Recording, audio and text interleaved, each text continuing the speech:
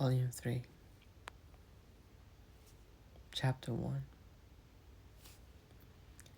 A very little quiet reflection was enough to satisfy Emma as to the nature of her agitation on hearing this news of Frank Churchill.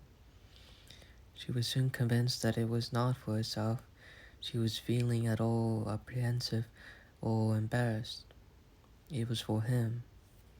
Her own attachment had really subsided into a mere nothing. It was not worth thinking of, but if he, who had undoubtedly been always so much the most in love with the two, were to be returning with the same warmth of sentiment which he had taken away, it would be very distressing.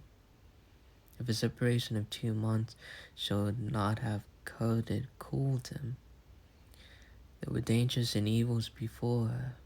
Caution for him and for herself would be necessary. She did not mean to have her own affections entangled again.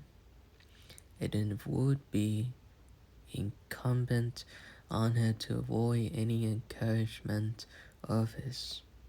She wished she might be able to keep him from an absolute declaration.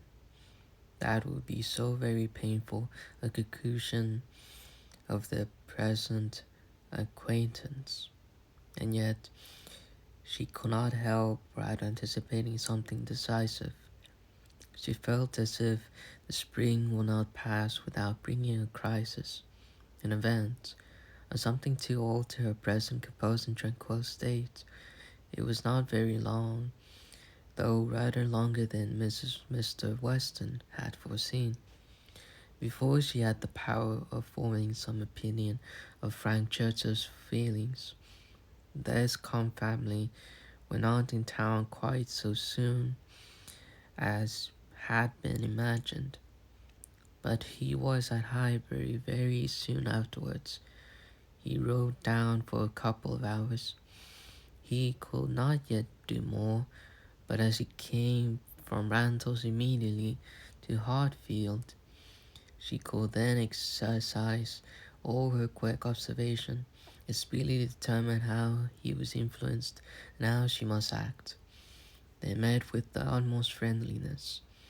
There could be no doubt of his great pleasure in seeing her, but she had an almost instant doubt of his caring for her as he had done, of his feelings the same tenderness in the same degree. She watched him well. It was a clear thing he was less in love than he had been.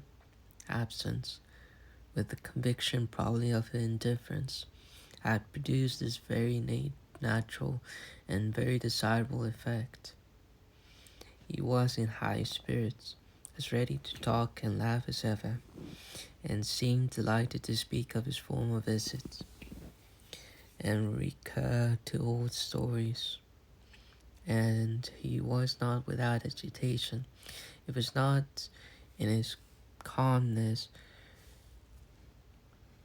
that she read his comparative difference.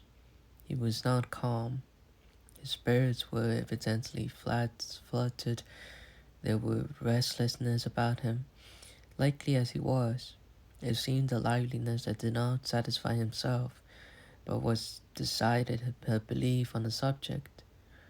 Was his staying only a quarter of an hour, and hurrying away to make other calls in Highbury. He had seen a group of old acquaintances in the street as he passed. He had not stopped. He will not stop for more than a word. But he had the vanity to think they would be disappointed if he did not call. And much as he wished to stay longer at Hartfield, he must hurry off. She had no doubt as to his being less in love, but neither his agitated spirits nor his hurrying away seemed like a perfect cure,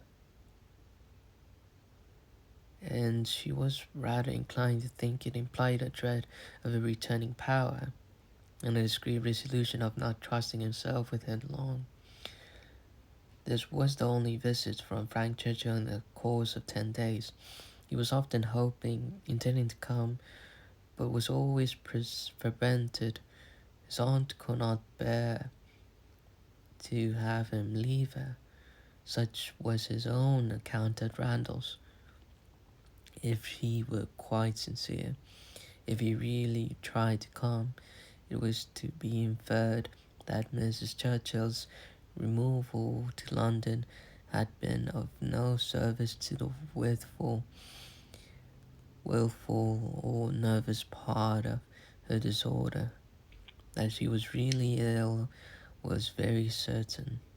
He had declared himself convinced of it at Randall's, though much might be fancy, he could not doubt, when he looked back, that she was in a weaker state of health than she had been a half-year ago.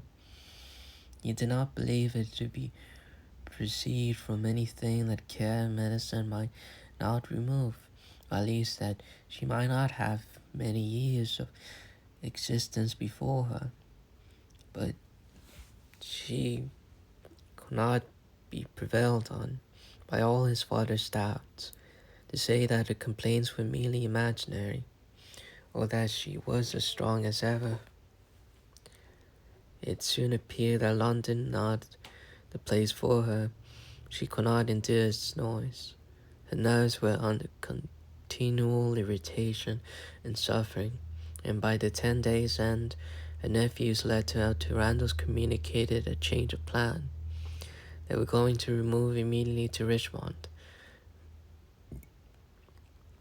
Mrs. Churchill had been recommended to the medical skill of an eminent person there, and had otherwise a fancy for the place. A really furnished house in a favourite spot was engaged, and much benefit expected from the change. Emma heard that Frank rode in the highest spirits of this arrangement, and seemed most fully to appreciate the blessing of having 2 months before him of such near neighbourhood to many dear friends, for the house was taken for May and June. She was told that now he rode with the greatest confidence of being often with them, almost as often as he could even wish. Emma saw how Mr. Weston understood these joyous prospects. He was considering her as the source of all the happiness they offered. She hoped it was not so. 2 months must bring it to the proof. Mr. Weston's own happiness was indisputable. He was quite delighted. It was the very circumstance he could have wished for. Now, it would be really having Frank in the neighbourhood. What were 9 miles to a young man, an hour's ride? He would be always coming over. The difference in that respect of Richmond and London was enough to make the whole difference of seeing him always and seeing him never. 16 miles, nay, 18, it must be full 18 to Manchester Street, was a serious obstacle.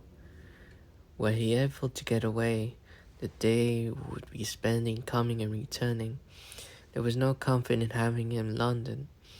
He might as well be at Escombe, but Richmond was the very distance for easy intercourse, better than nearer. One good thing was immediately brought to certainty by this removal, the ball of the crown. It had not been forgotten before, but it had been soon acknowledged vain to attempt to fix a day.